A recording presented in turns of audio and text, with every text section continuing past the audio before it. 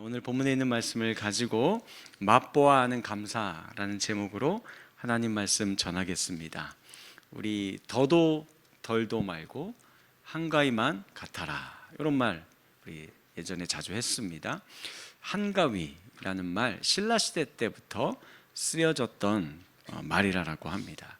이달에는 만물이 성숙하고 열매 맺는 가장 좋은 계절, 가장 좋은 명절이라는 의미가 담겨져 있다라고 해요.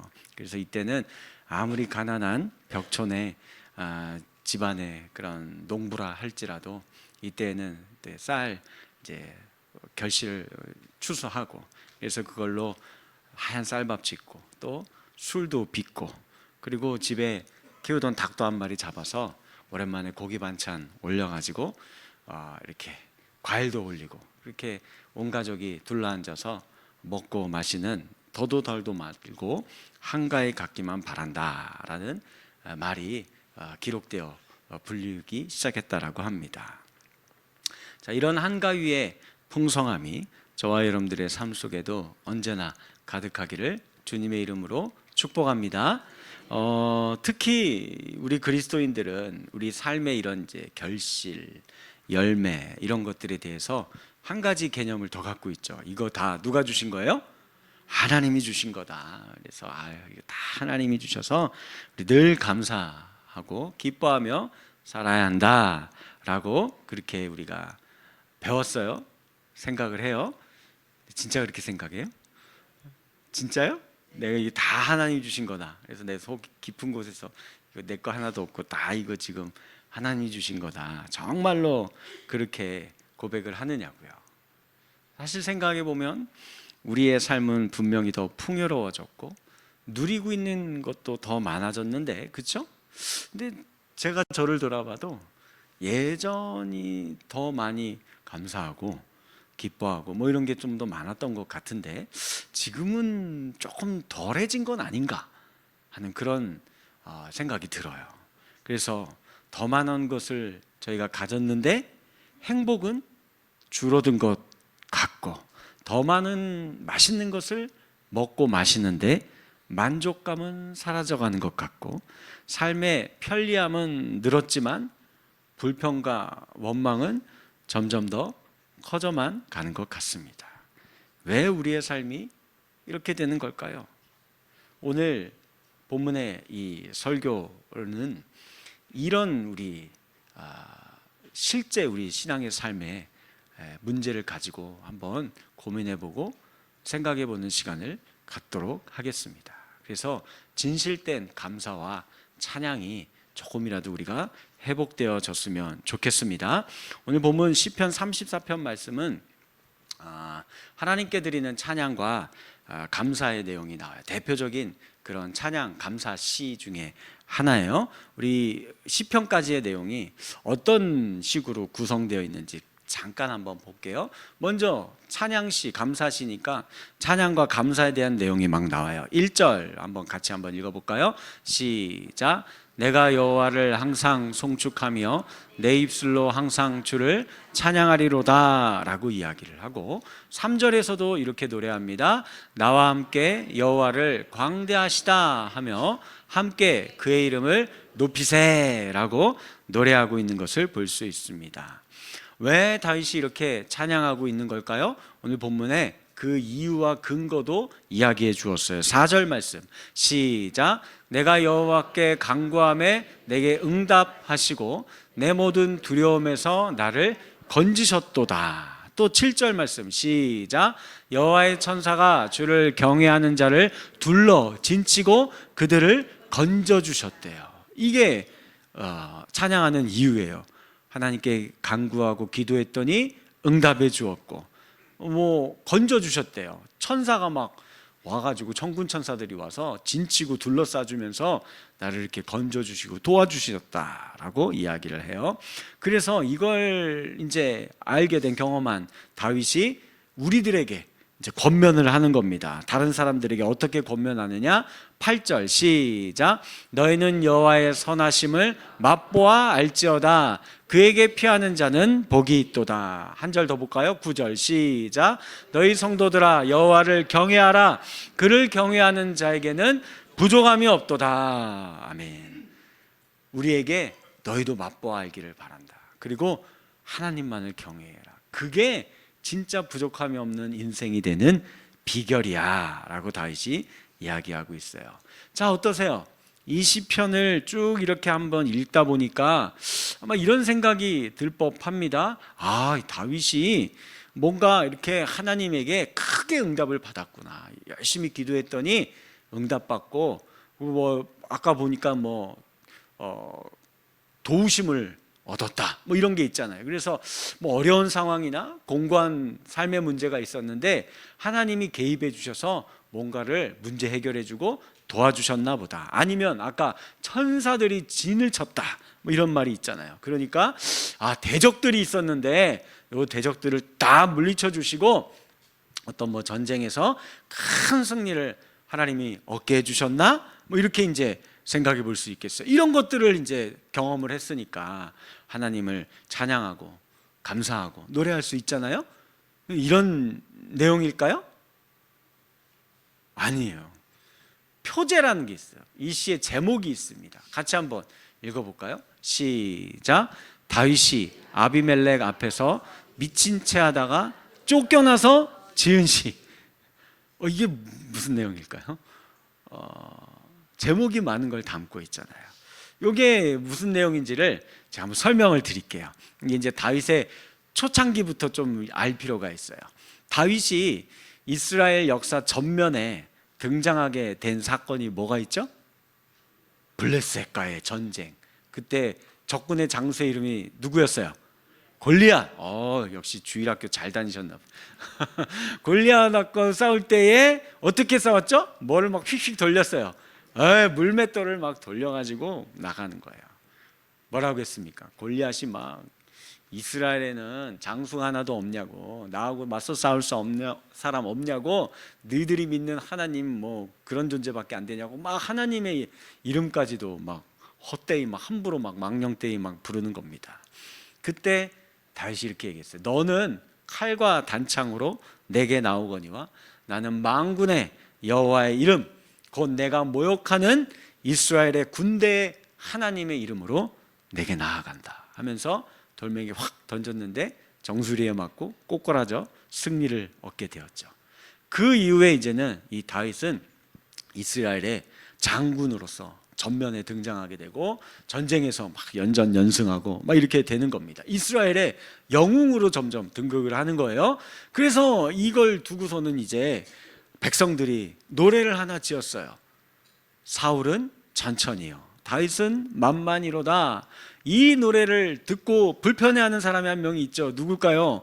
임금님이죠. 임금님은 이게 싫은 거, 아니 내가 이 나라의 임금인데 나보다 더 백성들에게 인기 좋고 이러면 이거 안 되지 하면서 그 마음에 시기심, 질투심이 확 올라오기 시작을 하는 겁니다. 그래서 다윗이 사울에게 정말 충성스러운 장수였거든요. 그런데도 그 다윗을 죽이려 드는 거예요. 막 회의하다 말고 갑자기 일어서서 야 창 가져와 하면서 막 다윗에게 확 던져가지고 막 죽이려고 하고, 또 어떤 때는 부하들을 시켜갖고 다윗을 가서 납치해와라, 보쌈해와라 해갖고 막 죽이려고 들고, 그래 이제 더 이상 안 되겠다 싶어갖고 다윗이 야 내가 여기 이 궁정에 있다가는 나 4명에 못 살겠구나, 도망다니기 시작을 합니다. 도망가? 그러면 이제 내가 붙잡아야겠다 해가지고 군사들을 풀어서, 심지어는 국경을 수비하고 있는 군사들까지도 야 국경 수비 그딴 게 중요한 게 아니야, 다 와 하고서는 막 전국에다 군사를 풀어서 다윗을 막 잡아 죽이려고 하는 거예요. 그러다가 그 다윗을 또 불쌍히 여기서 도와주는 사람이 있었거든요. 한 제사장이 있었거든요. 그 제사장과 그가 관계된 가족들 80명이 있었는데 다 죽여요. 한 명도 안 남기고 잔인하게 도와줬다고 막 죽이기까지 하는 겁니다.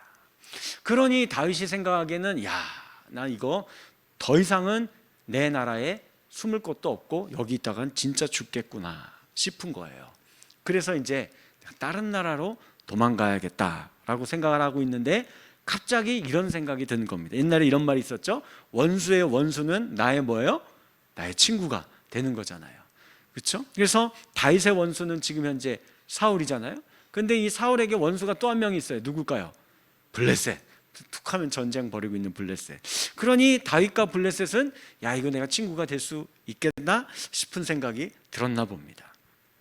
그래서 블레셋으로 도망을 하는데, 블레셋은 연합 도시 국가예요. 5개의 도시가 연합한 도시 국가인데, 그 중에 한 도시인 가드라는 곳에 망명을 신청을 한 거죠. 그곳의 왕이 아기스라고 불리우고, 또 다른 이름으로는 아비멜렉이라고도 불리우는 왕이에요. 그 앞에 가서 막 꿇어 엎드리면서 제가 왕의 식객이 되겠습니다. 제가 이제 왕의 충성스러운 부하가 될 테니까 살려주세요. 그리고 제 식솔들도 거두어 주세요 라고 무릎 꿇고 막 이렇게 조아리는 거예요.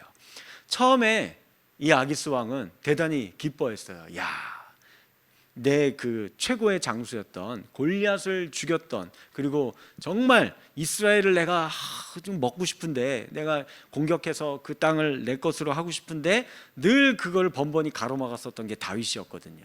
그 용맹한 장군인 다윗이 나한테 와서 내게 몸을 의탁하고 내 편이 되겠다라고 하니까 내가 이거 천군만마를 얻었다 하면서 처음에는 이제 자기 편으로 드리려고 했어요. 근데 이거를 다 좋아했을까요? 아니죠. 싫어하는 사람들이 있었어요. 누굴까요? 부하들이 싫어하는 거예요. 아니, 임금님 생각해 보세요. 이 다윗이 어떤 사람입니까? 우리의 철천지 원수 아닙니까? 우리의 자랑이었던 골리앗도 죽인 놈 아니에요? 저게 지금 와가지고 우리에게 항복한다고 하지만 저거 첩자 아닐까요? 이중간첩 노릇하려는지 어떻게 아세요?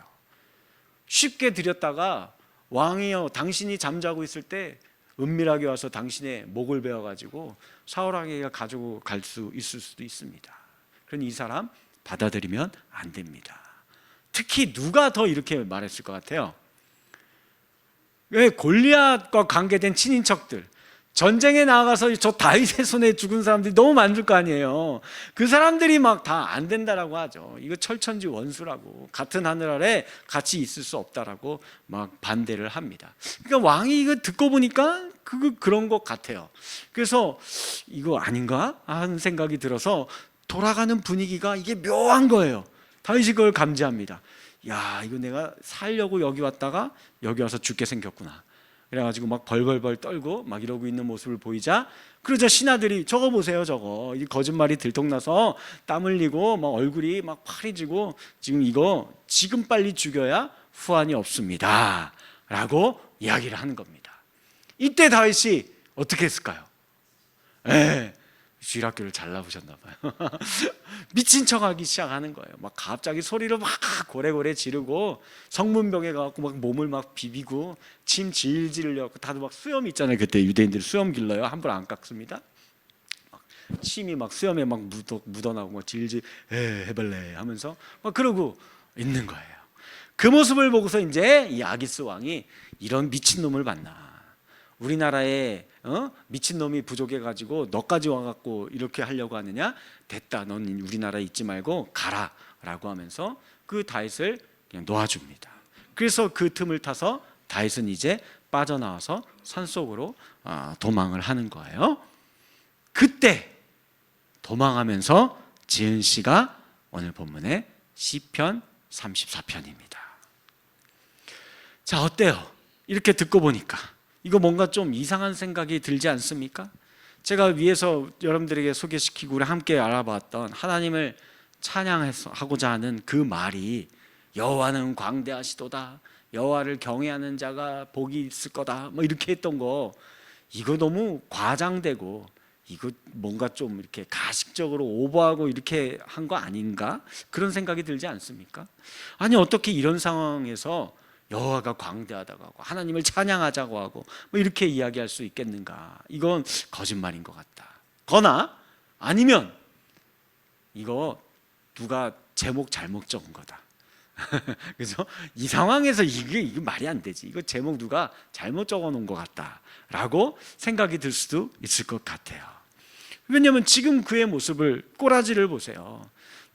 다른 나라로 도망하려고 했다가 거기에서 적국에 망명하려고 했다가 그것도 안 되니까 미친놈 광인 행사를 했다가 그래 겨우 거기에서 목숨만 건지고서는 또 이렇게 도망자의 신세. 지금 다윗의 문제가 해결된 게 아무것도 없어요. 그의 삶의 거처가 마련된 것도 없고 여전히 뭐 심하게 얘기하면 그가 데리고 있는 식솔들과 함께 거렁뱅이처럼 여기저기 막 돌아다니면서 떠돌아다니는 그런 인생에 불과하는 거예요. 겨우 목숨만 지금 죽을 뻔했다가 살아나게 된 거, 요 상황밖에 다른 게 뭐 좋아진 게 없어요. 그런데 이게 그렇게까지 감사할 일이고 그렇게까지 찬양할 일이냐라는 말씀입니다. 아니, 오히려 우리가 알고 있는 그 다윗의 모습과는 너무 다르잖아요. 다윗은 용사잖아요. 영웅이잖아요. 그런 모습은 하나도 보이지 않고 어떻게든 뭐 자기 한 목숨 부지해 보겠다고 여기에서 빌붙고 저기에서 빌붙고 구질구질하게 이런 모습들, 어떻게 생각하면 우리의 모습과 너무 똑같아요. 이 다윗은 좀 뭔가 좀 영웅으로 딱 여기 있어가지고 우리가 좀 이렇게 바라봐야 되고 이렇게 흠모하고 이런 사람이면 좋은데 우리처럼 뭐 그냥 살아보겠다고 여기에서 빌붙고 저기에서 빌붙고, 죄송해요 빌분다는 표현에서 제가 사실도 뭐 저도 뭐 그러고 여태까지 살아왔던 거나 마찬가지니까요. 네. 그런 우리들의 모습과 별로 다를 게 없는 것 같아요. 그런데 어떻게 이런 상황에서 이런 거창한 감사 찬송의 노래를 부를 수 있게 된 걸까요? 그 비결이 무엇일까요? 오늘 말씀의 제목이기도 한 거예요. 여호와의 선하심을 맛보아 알았던 겁니다. 그 비밀이 6절 말씀에 담겨 있어요. 6절 말씀 같이 한번 읽어봅니다. 시작. 이 공고한 자가 부르짖음에 여호와께서 들으시고 그의 모든 환난에서 구원하셨도다. 아멘. 그가 이렇게 미친 행동을 하며 목숨을 구걸하는 와중에 다윗은 하나님께 이 자신의 공고한 상황을 아뢰었던 거예요. 솔직하게 아뢰고 부르짖으면서 도와달라고 간구하였습니다. 그리고 하나님은 그의 목숨을 구원해 주신 거예요. 인간적으로 볼 때 구차하게 목숨을 이어간 것이지만 이것은 다윗이 볼 때에는 하나님께서 천사를 보내서 그를 그 수렁에서, 구렁텅이에서 건져내 주신 것입니다. 이것이 그 다윗만이 체험한, 하나님을 경험한 믿음의 사건이었던 것입니다. 남들이 보기에는 별거 아닌 것처럼 보이지만 그에게는 가장 살아계신 하나님을 아주 깊이에서 맛보아 느낄 수 있었던, 경험할 수 있었던 사건이었던 거예요. 다윗은 자신이 블레셋 사람의 땅에 와서 죽을 고비를 넘기게 된 것이 이게 자기의 잘못임을 인정하고 하나님 앞에 회개한 거예요. 그리고 하나님께 진심으로 회개하며 그분을 의지하고 그분의 도움을 간구했던 겁니다. 그래서 18절 말씀 보면 이렇게 이야기해요. 시작. 여호와는 마음이 상한 자를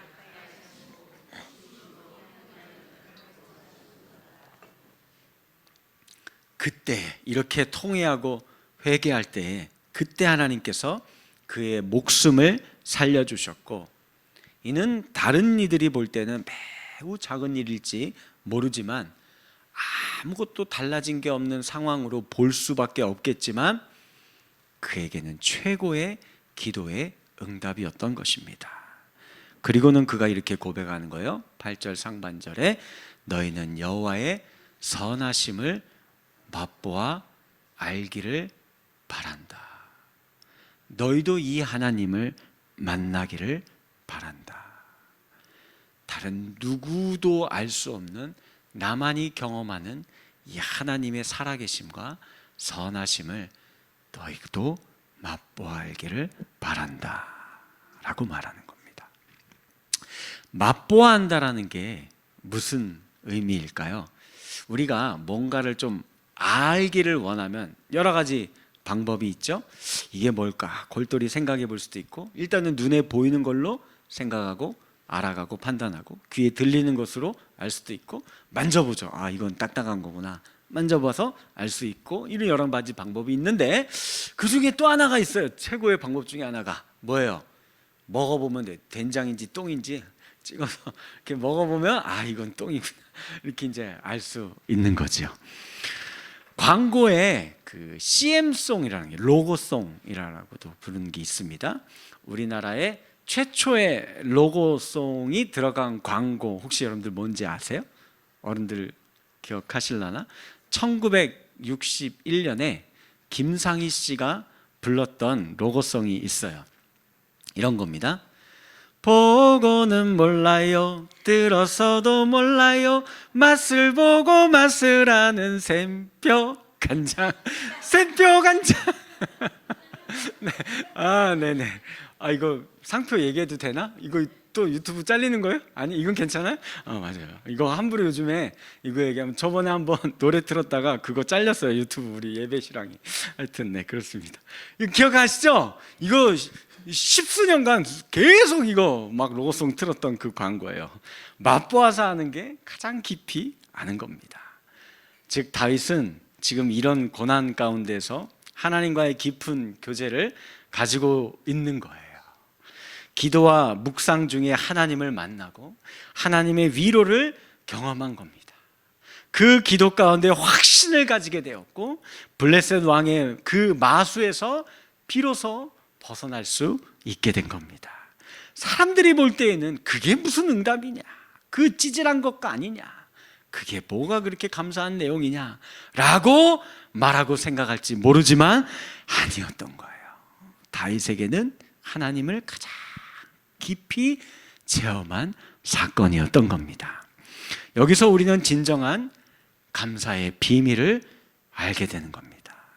감사는 많은 것을 내가 가지게 되었다고 해서 더 많이 감사하는 거예요?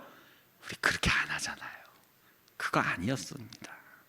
걱정 없이 풍요롭게 잘 먹고 잘 살게 됐다고 해서 우리 더 많이 감사하고 막 찬양하고 그렇게 살아왔습니까?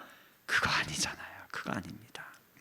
물론 고난을 당한다고 해서 뭐 감사가 그렇다고 뭐 저절로 툭툭 튀어나오고 그런 것도 아니지만, 깊은 감사는 이런 공고한 가운데 있는 사람이 하나님을 찾았을 때, 부르짖었을 때 그 하나님이 찾아오시고 그 하나님과 나만이 아는 은밀하고도 깊은 만남을 가질 때 비로소 자연스럽게 터져 나오는 것이 이게 진짜 감사입니다. 그 응답이 사람들 보기에는 별로 작은 것 같고 별것 아닌 것 같이 보여도 내게는 그것이 가장 귀하고 큰 사건이 되는 겁니다.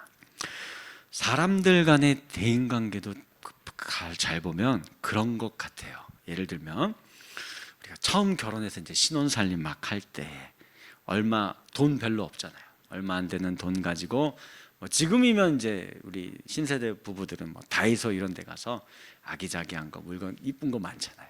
하나씩 몇천 원짜리 하는 거 장만해서 여기다 붙이고 하고 하면서 그런 거 하는 재미로 하는 거예요. 또 정말 필요한 거 있는데 이제 너무 비싸요. 막 수십만 원, 막 100만 원 막 이렇게 하는 거 새 거 살 수 없고 뭐 어떻게 해요? 당근 있잖아요. 좋은 거.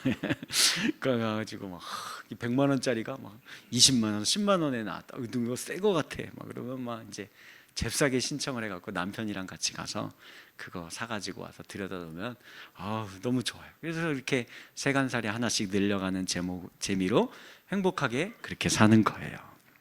근데 어떤 집은 남편과 아내가 바빠요. 너무 일도 바쁘고 막 골프 치러 다니기 바쁘고 그래서 만나기 어렵고, 부모 자녀도 마찬가지입니다. 애들은 공부하고 맨날 학원 밤 10시까지 막 다니고 부모들 맨날 이렇게 일하러 다니고 막 이렇게 해서 얼굴 보기 바빠서 뭐 어떻게 하는 거예요? 이제 카드 주는 거예요. 블랙 카드라고 여러분들 아세요? 아메리칸 익스프레스 깜장색으로 된 거, 이런 거 딱 이렇게 그거 던져주면서 아내분에게 아니면 자녀들에게 필요한 거 있으면 이거 갖고 쓰라고 하면서 그거 딱 던져주면 그게 행복합니까? 행복한 왜? 행복하다. 그러면 안 되는데. 네. 그런 거예요. 그런 거. 네. 제가 제 생각을 해봤을 때 이제 신학교 이제 학부 이제 등록금 별로 없어서 이제 이거 이번 학기 등록금 어떡할까 그러고 있을 때 제가 다니던 학교가 처음에 제가 다닐 때에는 95년, 96년 이때에는 건물이 3동밖에 없었어요. 다 야산이에요. 그리고 막 개구리 울고 하루에 버스 2번밖에 왔다 갔다 안 하고 막 그런 곳이었는데 그래서 등록금이 없으니까 어떻게 해요? 그리고 이제 목사님들이 이제 얘기를 했거든요. 산에 올라가서 나무 붙잡고 기도하라고. 그래서 이제 막 나무 뿌리 붙잡고 막 밤새 기도했었던 기억이 나요. 근데 그때 생각해 보면 너무 좋았어요. 또 제가 돈이 없잖아요. 신학생들 돈이 없어서 점심 이거 식권 그때 1,200원짜리 한번 올려갖고 막 그때 한번 1,500원으로 올렸을 때 막 우리 전사님들 막 다 시위하고 난리가 났어요. 300원 올렸다. 하여튼 그 1,200원짜리 뭐 식권 가지고 제가 저하고 제일 친했던 김모 전도사가 있었거든요. 저하고 나이도 같아갖고 둘이 맨날 식권 하나로 식판에 이만큼 밥 타가지고 와서 같이 먹어요. 다 먹으면 하나로 부족하잖아요. 20대 초반의 나이의 전도사들이. 그럼 이제 친구 보고 야 이제 네가 가서 갖고 와 하면은 또 가서 밥 더 달라고 하면 권사님이 이거 알까요 모를까요? 알아요. 알면서 밥 이만큼 더 주고 반찬도 더 주면서 많이 먹으라고 줍니다. 얼마나 그때 행복하고 감사했는지 몰라요. 우리 권사님 그때 얼마 전에 돌아가셨는데 하여튼 너무 감사합니다. 그리고 또 제가 전도사 사역 처음 하고서는 사례비 받은 날이 있어요. 그때 당시에 맥도날드에 치즈버거가 1,000원씩 했습니다. 상상이 안 가죠? 1,000원 했는데 30만 원 받았어요. 30만 원 전도사 월급으로. 그때 전도사는 뭐 이렇게 파트 이런 개념 없어요. 물론 무조건 전도사는 그냥 월요일부터 주일까지 다 사역하는 거예요. 그렇게 해갖고 막 해갖고 30만 원 딱 받았을 때 제가 감히 맥도날드 가서 치즈버거를 3개를 사 먹었어요. 얼마나 맛있었는지, 얼마나 감사하고 행복했었는지 모릅니다. 그런 거예요, 그런 거. 우리 부모 자녀도 한번 생각해 봅시다. 부모님들 우리 자녀 키울 때요, 자라갈수록 한없이 이 자녀에 대한 욕심이 커져가잖아요, 그죠? 그러나 돌아보면은 어릴 때 우리 뭐라고 기도했어요? 그냥 건강하게만 자라다오. 뭐 이렇게 우리가 기도했었잖아요. 근데 막 자랄수록 욕심이 커져가고 막 공부도 1등 해야 되고 좋은 대학 가야 되고 좋은 데 취직해야 되고 결혼도 우리 수준에 맞는 배우자 데리고 와야 되고 막 이런 거 막 점점 늘어가는 거예요. 제가 기억해 보니까 제가 언제 행복했느냐, 제 딸이 5살 때였던 것 같아요. 툭 하면 그 애는 막 열이 40도까지 올라가지고 병원에 입원을 한 7번 이상 막 했었던 것 같아요.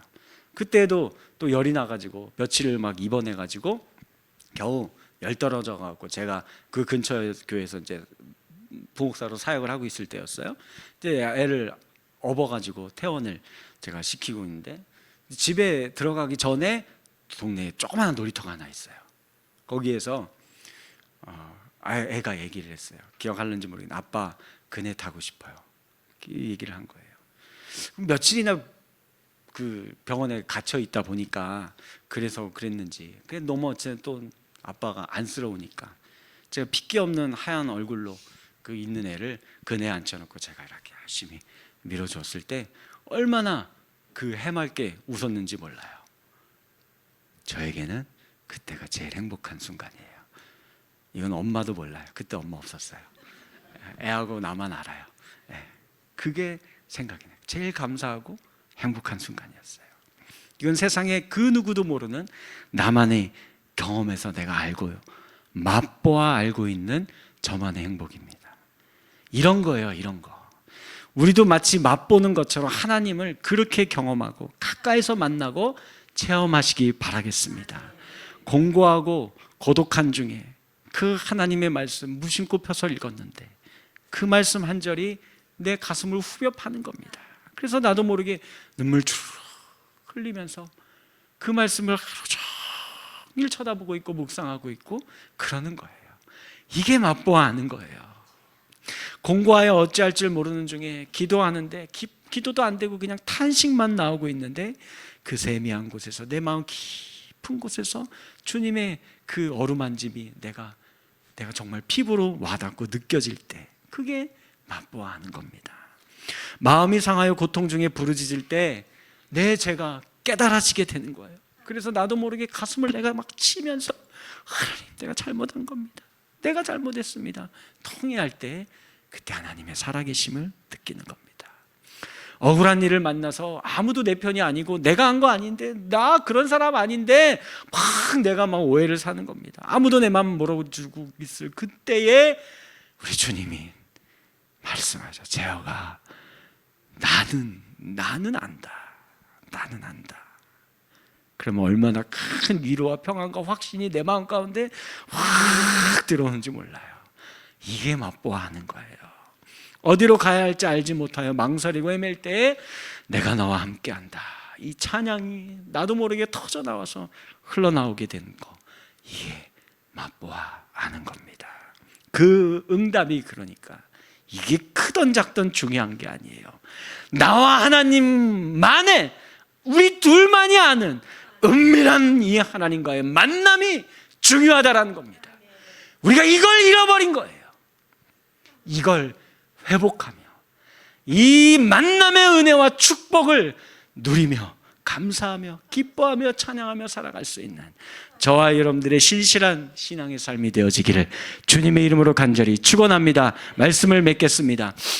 손양한 목사님께서 그의 사모님 정양순 사모님에게 편지를, 옥중에서 편지를 쓴 게 있어요. 그분이 신사참배 반대 설교를 계속해서 해요. 아무리 협박해도 계속해서 하자 1940년 9월에 첫 번째 감옥에 수감되셨고 1년 6개월 형을 받으시고, 그리고서는 계속해서 회유하죠. 전향하라고, 천황을 숭배하는 거 그거 괜찮은 거라고, 너가 시인하고 고백하면 풀어주겠다고 하는데도 안 하죠.